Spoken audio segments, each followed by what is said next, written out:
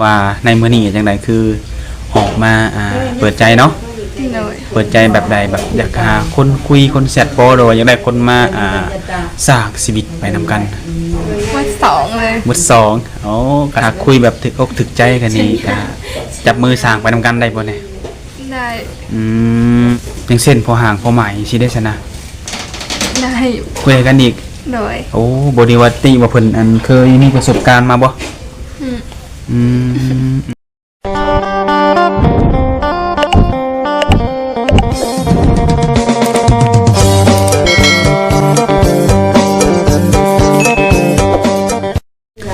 นี่แหละทุกคนเนาะคือสาวโสดที่บ่าวศิลัดได้กล่าวไว้เนาะโดยสบายดีโอ้ยสบายดีทุกคนเนาะคือว่าผู้จบผู้งามแล้วทุกคนมื้อนี้เนาะก็ยังเป็นโสดอยู่เพิ่นว่าก็เดินกะแนะนำตัวให้ FC เพิ่นเป็นได้ฮู้นำเนาะชื่อในใดเนาะชื่อเบียร์ชื่อซาวเบียร์โดยอายุเท่าไหร่แล้ว20ปีแล้ว20ปีแม่นบ่โดยโอ้ทุกคนเนาะเป็นผู้สาวกำลังขึ้นสาวขึ้นใหม่แล้วว่ากำลังสร้างเนื้อสร้างโตได้นี่เนาะสำหรับซาวเบียร์นี่อายุ20ปีนี่ที่ผ่านมาเคยมีครอบครัวแล้วบ่ยังบ่เคยเนาะแต่ว่าในการอบรมหรือว่าคุยกับผู้บ่าวนี่เคยบ่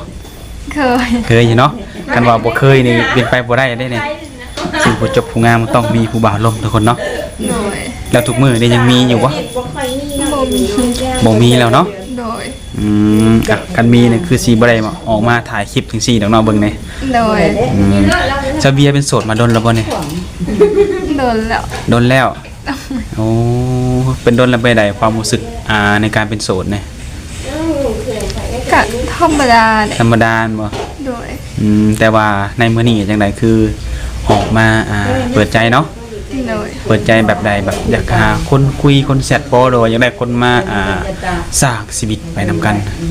มื้อสองเลยมื้อสองอ๋อก็แสดงว่าเริ่มต้นจากการคุยมันบ่เนี่ยโดยถ้าคุยแบบถึกอกถึกใจกันนี่ก็จับมือสร้างไปนำกันได้บ่เนี่ยได้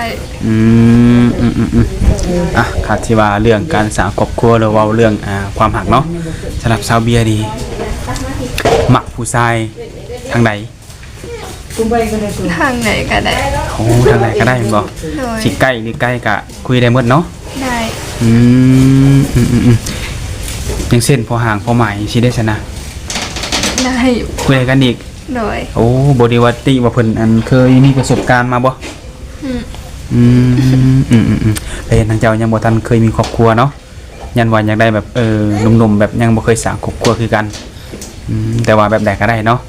เป็นพอห่างพอหมายหรือว่ายังก็แล้วแต่คือเพิ่นก็สามารถคุยได้เนาะโดย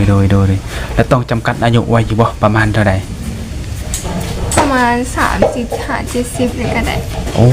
50-70เลยบ่เอาได้แท้บ่70ได้เคยเห็นแล้วว่าคนอายุ70กะมันเอาง่ายคือมันกะสิเฒ่าได้70นี่ใจมักบ่ความรู้สึกส่วนโตนี่เป็นได้คือว่าคือจะว่าจำกัดสูงแต่อายุนี่มักคนรุ่นใหญ่บ่ร้อนใดๆนี่มักรุ่นใหญ่เป็นใดจังว่ามักผู้ชายรุ่นใหญ่นี่ในความรู้สึกของเจ้าแบบรู้สึกแบบมักรุ่นใหญ่แบบมันเข้าใจกันดีกว่าแบบรุ่นเดียวกันสิล่ะแบบว่าเพิ่นนี่เป็นผู้ใหญ่กว่าเฮาเนาะโดยอย่างกับความคิดแน่เนาะคือจะว่าแบบเปรียบเทียบว่าถ้าว่าสิคุยรุ่นเดียวกันเนี่ยก็คือเห็นมาหลายเนาะอยู่ร่วมกันได้บ่ดน2 มากระตบตีกันเนาะต่างคนต่างบ่ยอมกันแน่รุ่นเดียวกันเนาะอันนี้คือแน่ผู้น้อยกับผู้ใหญ่เนาะบางทีเนื้อคู่เฮาเนาะหรือว่าได้คบหากับผู้ที่ใหญ่กว่าเฮาเพิ่นน่าจะเอ็นดูเฮาเนาะโดยประมาณนี้ทุกคนเนาะแบบเรื่องอายุเพิ่นตาว่า FC คนใดเห็นแล้วถึงอกถึงใจก็ลองเข้ามาทำความรู้จักกับสาวเบียร์เพิ่นได้และถ้าสมมติว่าเนาะแบบแบบได้คุยกันแล้วเนาะตกลงปลงใจกันแล้วเพิ่นนี่อยากได้เจ้านี่ไปอยู่นำนี่นะพอสิไปได้บ่ได้ออกเรือนก็ได้เนาะโอ้ก็คือสิดีแหละทุกคนเนาะแล้วก็คือสิได้ไวดอกซะเพราะว่าส่วนหลายหนุ่มๆคนนี้อยากได้แต่ไปอยู่นำส่วนหลายเนี่ยมีสเปคกี่ว่าซะเนี่ยสเปคแบบใดก็ได้โอ้ง่ายๆเลยเนาะเพียวๆแบบว่าเซตเบิ่งในเบิ่งคือเจ้าแบบว่าจะเน้นแต่เฉพาะเวลาเขามาคุยแม่นบ่เนี่ย เบิ่งเวลาการคุยแล้วก็การกระทำเนาะต้องแบบ โดย ต้องเห็นให้เห็นเนาะถ้าสิเว้ามักผู้ชายแบบนั้นผู้ชายแบบนี้แบบมันสิยากเด้ตัวนี้เนาะมันหายากเด้แบบนี้นะ โดยและทางสาวเบียนี่ก็แบบคือผู้จบผู้งามสิบ่มีนะเพราะคนมาลงมาจีบผู้เบาลาวไทยบ้านเท่านี้นะ ไม่รู้เพิ่นคิดว่าน้องมีแฟน มีแต่คิดว่าเจะมีแฟน โดย อ่ะหลายๆคนก็คือสิคิดนั่นแหละทุกคนเนาะย้อนหยังย้อนว่าหนึ่งมาเนี่ยหน้าตาเฮากับผู้จบผู้งามเนาะหลายๆก็ว่าโอ้ยบืดดอกผู้บ่าวล้มจังซี่หั่นนะแต่ความจริงแล้วเป็นจังได บ่มี อันนี้แหละบอกความงามเป็นเหตุเนาะ ความงามเป็นเหตุในคนสังเกตว่าน้องนี่มีแฟนแล้วนะ โดย อ่ะจังใดก็ FG บหรือว่าหนุ่มโสดเนาะที่5คู่เพิ่นก็สิได้ฮู้มื้อนี้แหละเพราะว่าน้องเพิ่นนี่โสด 100% เนาะ โดยร้อย บ่แม่นได้โสดว่าโพสต์ลงคิดแล้วผู้บ่าวตามหายบ่ได้เด้ก็คือแบบทั้งเจ้านี่ก็โสดมานานแล้วเนาะในมื้อนี้ก็เพิ่นว่ามีความพร้อมแล้วทุกคนเนาะก็ลองคุยเบิ่งถ้าว่าได้คุยกันแล้วนี่สิคุยดนบ่สิเบิ่งกันดนบ่ ประมาณ6-7 เดือนจ้ะ ประมาณ 6-7 เดือนเอาแบบให้แน่นอนเลยเนาะ โดย 6-7 เดือนถ้าแบบนี้ได้สามแบบมีแบบคนอายุ70คือน้องคือได้วางไว้นะเพิ่นเข้ามาคุยแต่ว่า 6-7 เดือนคือดนแท้เบิ่งจัก 2-3 เดือนสิได้บ่จังซี่นะสิว่าได้สิพิจารณาอยู่บ่หรือว่าในใดหรือว่ายืนยันคำเดิม โดย ยันคำเดิมเนาะ 6-7 เดือนทุกคนเผื่อความมั่นใจเนาะเพราะว่าการเบิ่งการจ่อๆนี่มันก็บางคนเขาก็จังไดเอาบางตรงก็คือเฮ็ดสร้างภาพเนาะสร้างภาพเฮ็ดดีนำเฮาเผื่อว่าจะได้เฮาไปอยู่นำมันบ่ โดย มันก็จะเจอแบบนี้ที่เบิ่งดนก็ย้อนสาเหตุนี่แหละทุกคนเนาะเพราะว่าตอนใหม่ๆแบบขมักหักเฮานี่เขาจะยอมมองทุกอย่างเนาะเสียหลายเนาะเฮ็ดดีนำเฮาเว้าดีนำเฮาพอไปอยู่นำนี่เฮาเปลี่ยนเป็นคนละคนก็เห็นหลายแบบนี้ก็อยากให้ทุกคนเข้าใจเนาะในการหาเนื้อคู่เนาะหาเนื้อคู่นี่บ่แม่นสิหามื้อนี้แล้วป้ามื้ออื่นบ่แม่นได้เนาะ เอิ้นว่าอยู่ได้ตลอดชีวิตเนาะแล้วทางสะเบียทุกมื้อนี่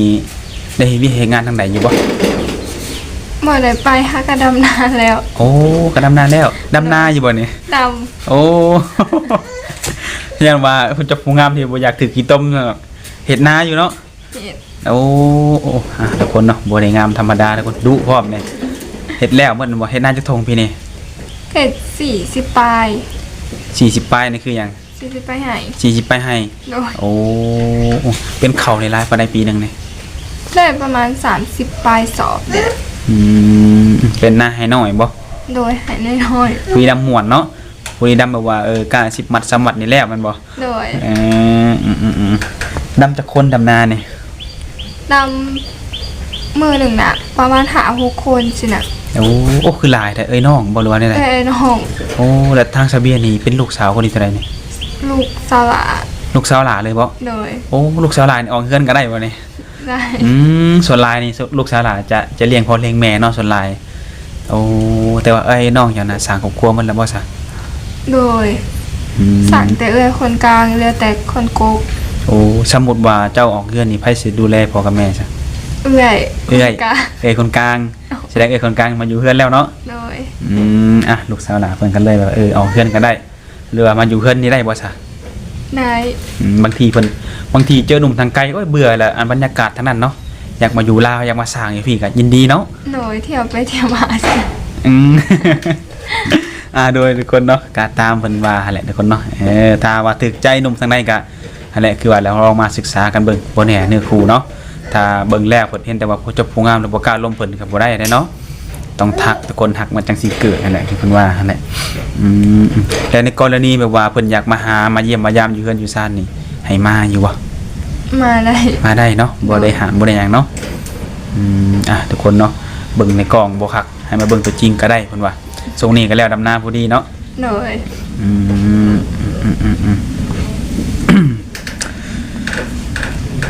กินข้าวกินน้ำแล้วบ่มื้อนี้ กินแล้ว กินแล้วเนาะปกติอยู่เฮือนอยู่ซ่านนี่ไผเป็นคนแต่งอยู่แต่งกินซะเบีย เฮานี่แหละ เป็นอีกอันนี้ก็ เป็น หมดทุกอย่างบ่ โดย โอ้เวียกงานเฮือนซ่านนี่มีหยังไหนบ่ที่บ่เป็นนี่ เป็นเมิด เป็นเบิดเลย โดย โอ้บ่ธรรมดาทุกคนส่วนหลายเนาะตามที่เคยเห็นมาคน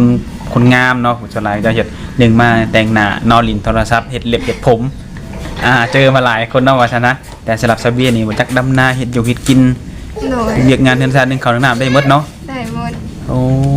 บ่ธรรมดาทุกคนเนาะคือสิถึกอกถึกใจหนุ่มๆหลายๆคนคือกันนี่แต่ปัญหาว่าหนุ่มบ่ได้จะได้ซาเบียไปครองเนาะและสมมุติว่าแบบเฮ็ดแล้วแบบได้คุยกันแล้วนี่แบบคนบางคนเขาก็อยากรู้ว่าเฮ็ดได้เนาะจะสิได้ซาเบียนี่ไปเป็นสู่เป็นแฟนหรือเอาชนะใจซาเบียได้มีขอเสนอให้อยู่บ่มีแม่นบ่ โดยยังบ่ฮู้เลย ยังพูดตัวเองเลยบ่ บ่ฮู้เลยว่าต้องเฮ็ดใดๆฮัดจังสิมักเขาใช่แม่นบ่อันนี้เฮิ้นว่าจังไดสไตล์แบบว่าถ้าหาบอกไปปุ๊บนี่เขาจะเฮ็ดให้เฮาเลยเนาะเขาจะเฮ็ดให้เฮาทางลัดเนาะเพื่อว่าจะได้เฮาแม่นบ่แต่ถ้าว่าเฮาเบิ่งคอยเป็นคอยไปเนี่ยจะเบิ่งว่าเขาจะใส่ใจเฮาบ่เนาะว่าเขาหักเอาแท้บ่เขาจะเฮ็ดให้เฮาเห็นเองเนาะตัวนี้เนาะถ้าเขาบอกว่าข้อยมักผู้ชายแบบนี้เขาจะเฮ็ดให้ทันทีเขาเอิ้นว่าทางลัดเนาะเฮ็ดเพื่อว่าหยังเพื่อว่าเขาจะได้เฮาไปครอบครองซื่อๆจังเช่นผู้ชายแบบว่ารวยบ่รวยนี่ก็มีสิทธิ์จะล้มจะได้อยู่บ่ ได้ เนาะบ่ได้ตีอันชนฐานะเนาะผิวดำผิวขาวได้เบิด ได้ คนงามแต่บ่เลือกทุกคนเนาะเพียงแต่ว่าเพิ่นจำกัดเวลาอย่างเดียวเนาะ6-7 เดือนเน้นแต่เวลาในการคุยกันเพราะว่าอย่างเช่นผู้ชายแบบว่ามีลายหยังก็ได้แม่นบ่นี่นะ ได้ อีกดื่มดิบดื่มหน่อยซุบยานี่ก็ได้อีกแม่นบ่ ได้ โอ้ทุกคนเนาะบ่มีหยังบ่ต้องจำกัดเลยทุกคนหลายๆคนนี่ตามที่ได้สัมภาษณ์มาเนาะจะมีหนึ่งมานี่ลายนี่ก็บ่มักกินเหล้ากินเบียร์นี่ก็บ่อยากจังซี่นะหลายคนเป็นอะไรถ้าเบียร์คือแบบง่ายๆจังซี่นะในความรู้สึกเป็นได้ ต้องบ่มีสเปคเลย บ่มีสเปคเลยแม่นบ่ โดย ก็บ่ฮู้อีกว่าเนื้อคู่เฮาสิเป็นคนแนวใดเนาะ โดย ทุกคนก็คือสิถึกใจหนุ่มๆคือบ่าวศิรัตน์ว่าแหละทุกคนทำแบบนี้นะคืออย่างเช่นแล้วนำให้น้ำหน้าจังซี่มีวางแผนจะไปเฮ็ดงานทางใดอยู่บ่ จะไปเฮ็ดเรื่องของงานกล้อง งานกล้องเคยเฮ็ดบ่เคยแต่กะว่าสิไปเฮ็ดแม่นบ่เนี่ย โดย โอ้ฮู้บ่เงินเดือนหลายปานใดของงานกล้องนี่ ประมาณ 2-3 ล้านนี่แหละ 2-3 ล้านเคยลงไทยอยู่บ่ บ่เคย บ่เคยคิดอยากจะไปอยู่บ่ อยาก ในใจอยากไปยังลองไปเที่ยวกับไปเฮ็ดงานนี่ ไปเที่ยวไปเฮ็ดงานก็ได้ โอ้ได้ทั้งสองอย่าง โดย ไปเป็นแม่ซีเรียนได้เพิ่นนี่ไปบ่ ไป ไปแห่งไวเนาะแห่งอยากพ่ออยู่แบบนี้เนาะแล้วว่าแต่เจอคนดีๆเนาะชวนไปอยู่ไปเป็นแม่เฮือนแม่ซ่านอย่างเป็นแม่ซีเรียนในเพิ่นนี่แห่งดีตัวนี้เนาะแต่อยู่แต่กินในเพิ่นทุกคนเนาะโอ้ในใจก็อยากไปเที่ยวก็ได้ไปดินก็ได้ทำงานก็ได้เนาะ โดย มีบัตรนะบ่ซะ ยัง บ่มี โดย โอ้แต่เห็นบัตรที่แพงบ่ หน่อยบ่แพงประมาณ 3,000 นี่แหละ โอ้ก็บ่แพงเนาะดนบ่เผื่อสิได้จ้ะ ประมาณเดือนปลาย มีแบบด่วนบ่ ที่ ถ้าด่วนนี่ร้านปานใดถ้าด่วน ประมาณ 5,000 เนี่ย ถ้าด่วนประมาณจะมื้อใดจังด่วน 3 มื้อหรือ7 มื้อนี่แหละ ประมาณ3-7มื้อเนาะ โดย โอ้มันเฉพาะอ่ะมันกับกองการข่ามเนาะระหว่างรายเดือนกับไอ้หยังเป็นวันเนาะว่าซั่นซะเนาะเงินมันก็ต่างกันเนาะค่าเสียเพิ่น โดย นายหน้าบ่เฮ็ดให้ถ้าว่าเฮ็ดนี่ แม่น โอ้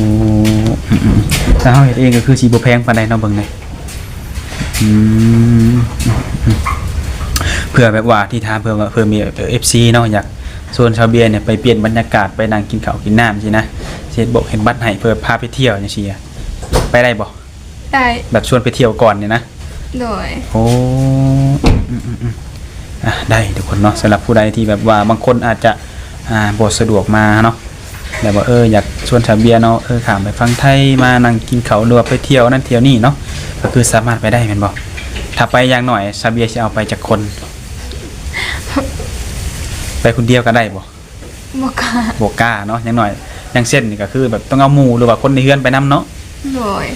เพื่อยังแบบว่าเพื่อความสบายใจเฮาเนาะเพื่อว่าเฮานี่ก็ยังบ่ทันรู้จักเขา โดย โดยครับคือว่าเลยคนนอกการที่เฮา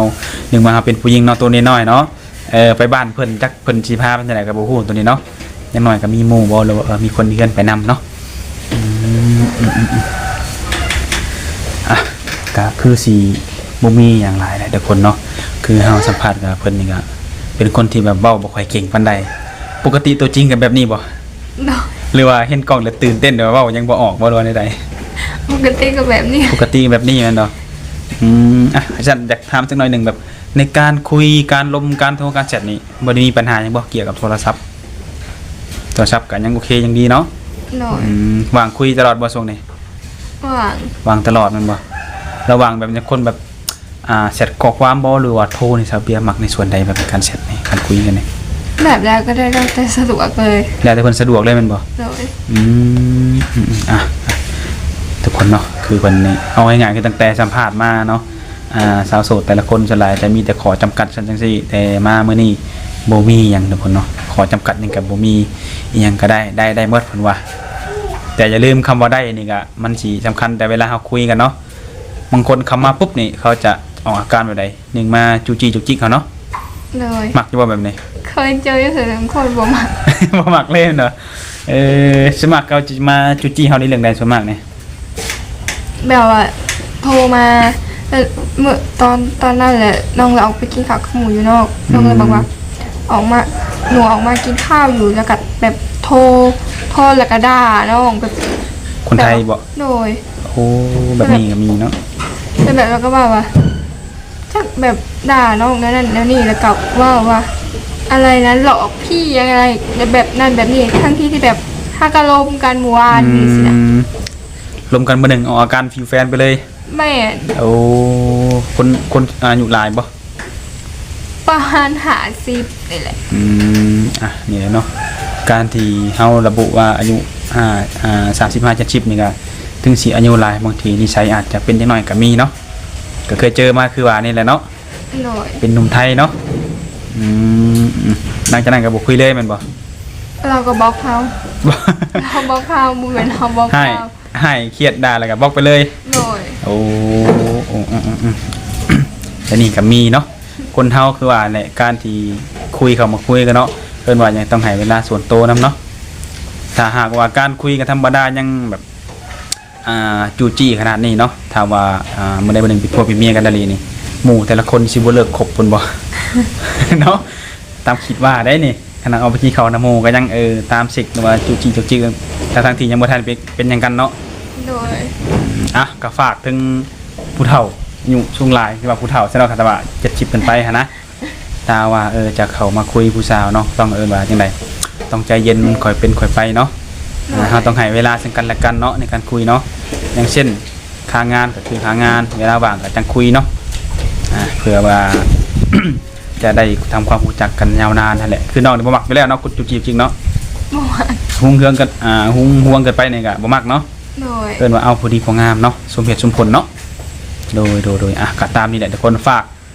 เนาะหนุ่มโสดที่แบบเพิ่นกำลังหาเนื้อคู่ก็ลองมาคุยกับน้องเพิ่นเบิ่งคือเพิ่นนี่ก็บ่มีข้อจำกัดหยังหลายแต่ว่าในการคุยต้องสำคัญต้องเฮ็ดให้น้องเพิ่นเห็นนํเนาะก็คือตามนี้แหละทุกคนเนาะก็สิได้ขอจบคลิปละจบเพียงเท่านี้ไว้พบกันในมื้อหน้าเนาะโดยสบายดี โดยสบายดี